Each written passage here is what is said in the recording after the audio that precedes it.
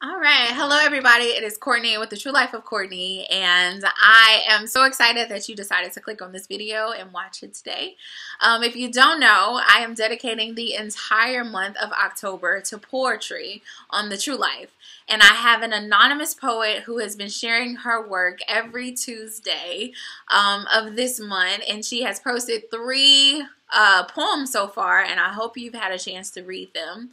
I decided that it would be good to put a true life perspective onto her poems, and I am making this video today in response to the poems that she has posted. So she's done three already. The title of the series that she's doing is called Vulnerable Me. And the first three poems were Vulnerable Me, Two Tales, and Breathe.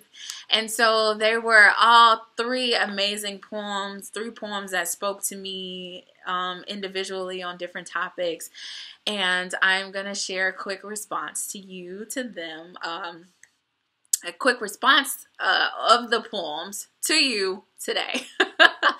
So I'm going to start by giving a quick little testimony to kind of put it into perspective. So I moved to DC in December of 2018.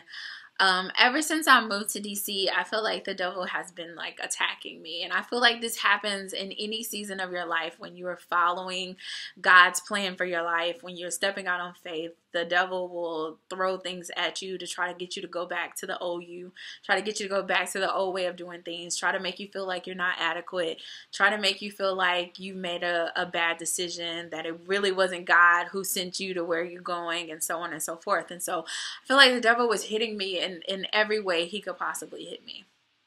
And I mean, I had to move by myself. I had to move jobs. I had to move physical apartments. Like, it was just so much stuff going on.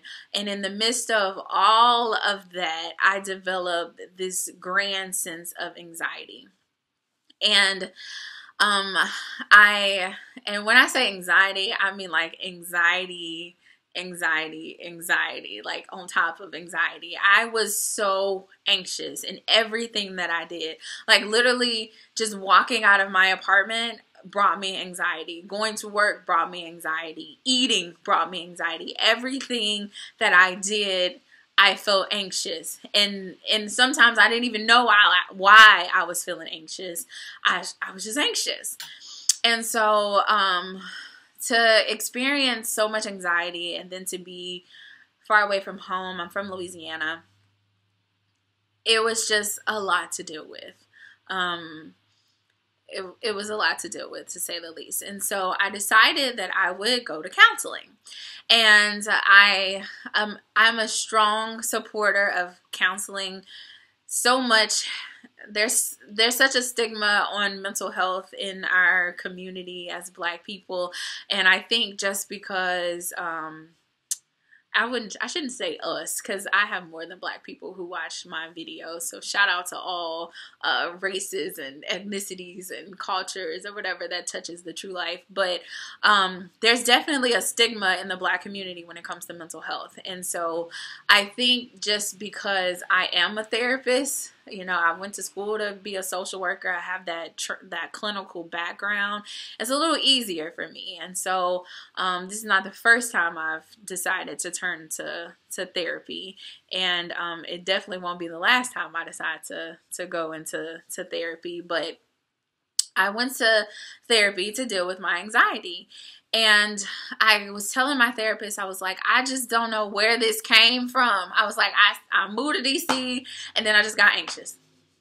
Like, it just happened all of a sudden. Like, I came here and then my anxiety was just too much to handle. I don't know what it is. I just woke up one day and all of a sudden I'm anxious. And she said to me, she said, that's not true. And I said, what you mean? I just met you. How you gonna tell me that's not true? But she says, everybody experiences anxiety. She said, you might be experiencing your anxiety at another level right now. But she said, to say that you just woke up one day and now all of a sudden you have anxiety, she said, that's not true. Everybody has anxiety. Everybody experiences anxiety. She said, you've just gotten to a point where you let your anxiety build up so much that it's hard for you to manage now.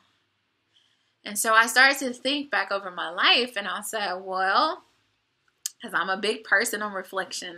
I've done a lot of posts about reflecting. And so I said, well, let me think, where have I also experienced anxiety in my life? And it immediately made me think of like a whole bunch of different areas where I had anxiety. And whether that was like in high school when I had to take tests like the ACT, or when I got ready to go to get my master's, I had to take the GRE. And even now, my mentor is trying to get me to go to law school. So I pick up these law school, these LSAT books, and that just gives me anxiety just to even pick it up. I don't even open it. That gives me anxiety too. And so I was thinking back, I said, well, yeah, I guess I have had anxiety before. And another area of which I, remembered having anxiety was when it came to relationships, or like meeting new people. And that could be meeting new friends, like new girlfriends, just people I could go hang out with and go to the mall and the movies, or also like interacting with new guys, like when guys approach me. I remember, this just randomly came to my thought, but I remember me and my good friend were in Vegas, and we were on the strip, we were walking back to our hotel or wherever we were going, I don't know. And this guy was like talking to me, and I just remember feeling so anxious. And so afterwards, my friend was like, he was cute. And I said, you know what? I didn't even look at him. I was that anxious in the moment that I didn't even like recognize what the dude's face looked like. But relationships and meeting new people and things of that nature could definitely bring anxiety. And so she talks about that anxiety, the Black Butterfly, the anonymous poet who is sharing her work every Tuesday. Don't miss it. She talks about being vulnerable, and she talks about that anxiety. This last poem, she titled it Breathe. And it's crazy how when we're experiencing anxiety in any moment, sometimes we just forget to breathe. And that like hypens our anxiety. But if we would just breathe, that would release some of those symptoms that we are feeling. And so when I read the last poem, I was talking about, oh, that's definitely me. Experiencing anxiety and so on and so forth. I'm going to try to connect something. She said, my chest so tight, struggling to breathe. That's the first two lines. That's all I got to read. If you've ever been in a situation where you're like meeting someone and your chest gets so tight and you're struggling to breathe, that's anxiety.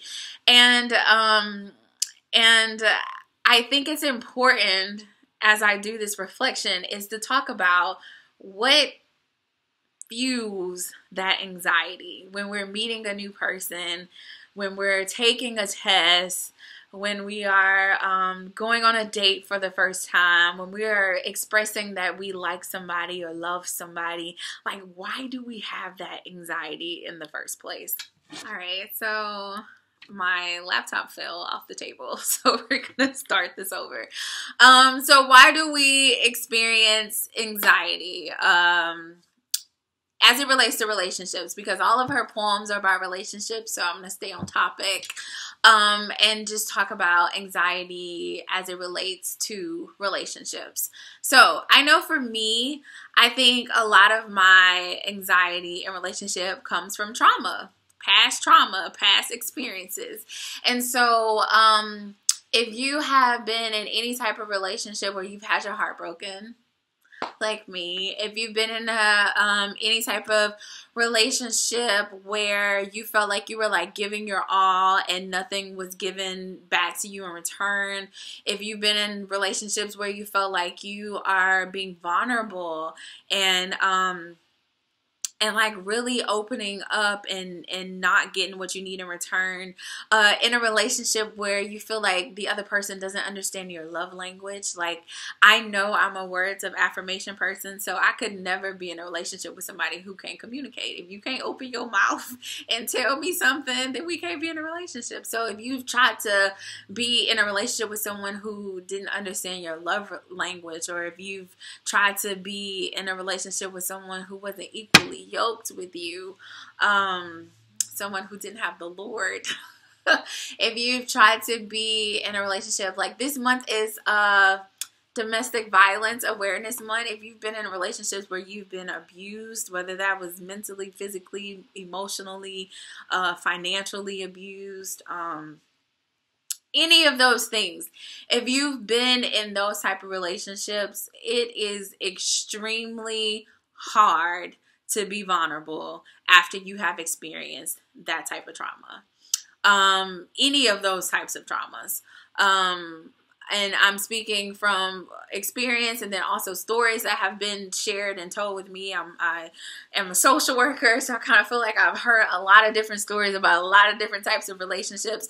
And I understand that in any type of relationship that makes you question who you are, it makes you question your worth and your value, any type of relationship where you're not getting equal given back to you will make you question your worth, and in return will make you put a guard up, or make you less open, or make you not want to be vulnerable with someone because you don't want to risk experiencing that type of hurt again. So trauma is a reason why we are not vulnerable in relationships, and a reason why we have anxiety when we get into relationships, because we don't want to, that anxiety comes with the fear of like rejection, the fear of not being enough, not being lovable, not being safe, all of those good things.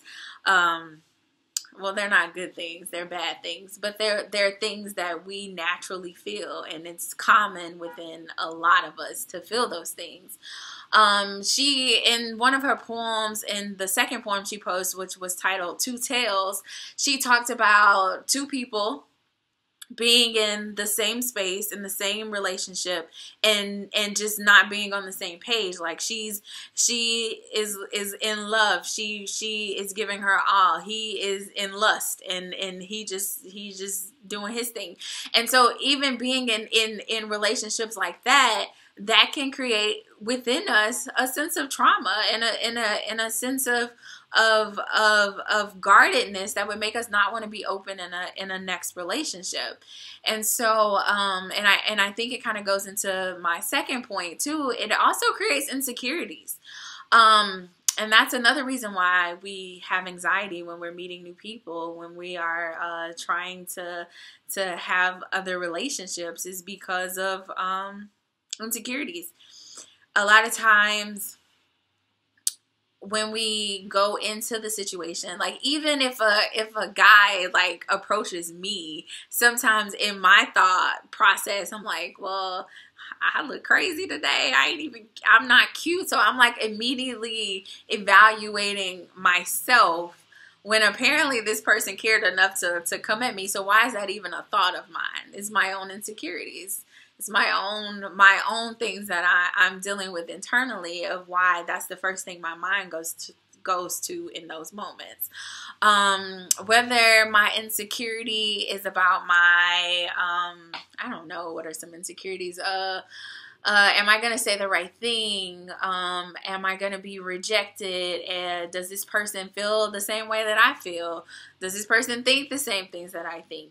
Like, we have so many things that go through our heads in these moments that create the anxiety with relationships. And I think the most important thing to note in all of this is that it's normal. It's normal. Like, just as much as you have anxiety, the other person across from you probably has anxiety as well. I remember talking to someone, like in retrospect, which is really a good friend of mine now. And I was saying how I was so nervous when we first met each other. And she was like, girl, I was nervous too. But now we're like really good friends. But I was immediately thinking like, what is she going to think of me? Or what if I say the wrong thing? Or what if I'm too open? Or what if I like, you know, say something wrong? I don't know, just like so many other things. And she's like, I was thinking the same thing. And so here we are both having this internal anxiety. But if we would have just been vulnerable and just been open in that moment, some of that anxiety possibly could have went away. And so that brings me to her first poem that she posted, which is titled Vulnerable Me. And I think in order to be successful in any type of relationship, you just got to be vulnerable. You just got to give them the vulnerable me. You gotta, like, that's what I'm telling myself in everything now. Like, when in everything that I go, like if I'm meeting someone new, just give them this vulnerable, give them the vulnerable me. I'm giving them the vulnerable Courtney. You're going to get the true me. I'm going to tell you that I'm freaking anxious and and I'm probably having heart palpitations, and that's okay. Like, you just got to give people the true version of you. And if they accept it, cool.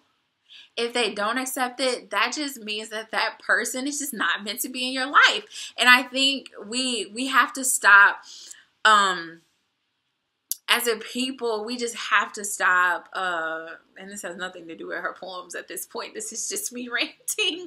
But as a people, we really have to stop putting, like, taking value away from ourselves based off other people's perceptions of us. Just because you have an interaction with someone and and they don't see you, or they think the true version of you is a bad version of you, that just means that person is not meant to be in your life. Like, if I would have grasped that concept a long time ago, like, a lot of my insecurities, a lot of the issues I've had with, like, self-worth over the years wouldn't even be a thing. Just understanding that everyone is not meant to be a part of your life. And so I think you owe it to yourself in every situation. And I know you owe it to yourself in every situation to give people the truest, most authentic version of you, the true life of you. Like, give people the true you. And whether they accept it or not is on them. And so in any situation where they don't accept it, then that just means it's not meant for you. And then there's these situations where they are, and that means that these people are meant to be in your life. And so I think, like, the main thing that I wanted to get across in this, and in response to the Black Butterfly and her first 3 poems, is that be vulnerable. Like, be vulnerable. It is hard. It is scary. It requires courage. It requires bravery. But I think it is far more rewarding. It is far more rewarding than trying to make someone fall in love with a fake version of you. It's far more rewarding. And I just encourage everyone to fight through the anxiety. So if the situation gives you anxiety, fight through it. The other person probably has anxiety too. Tell them. And that probably will relieve some of your anxiety when they say, yeah, I'm a little anxious too. Anybody who sees you and loves you for the authentic version of you is a person that deserves to be in your life. And so, give everybody that version of you, and how they respond doesn't dictate who you are as a person. And so, y'all, if y'all haven't read these poems, like, I'm a very deep person. I feel like I can read something and just take it 20,000 miles away from where the words actually are. So this is just my perception and the things that came to me based off the 3 poems that she's shared so far. But if you haven't read these poems, go read them. Read them for yourself. Get a understanding of them for yourself. Leave a comment and share your thoughts. And stay tuned. She has a poem coming out this Tuesday. So in 2 days there will be another post up. And you can read it and share it and give us a response there. This whole month is dedicated to poetry. And I'm super excited about being able to share and to be vulnerable and to truly to grow. Like, if there's anything in this video that helped you, anything that you could relate to, please let me know in the comments. And don't forget to like and share and repost and all that good stuff. And y'all have a awesome Sunday. I'm about to get on my couch and watch TV and relax before work tomorrow. So see you later. Thank you for being supporters of The True Life of Courtney. Have a good day.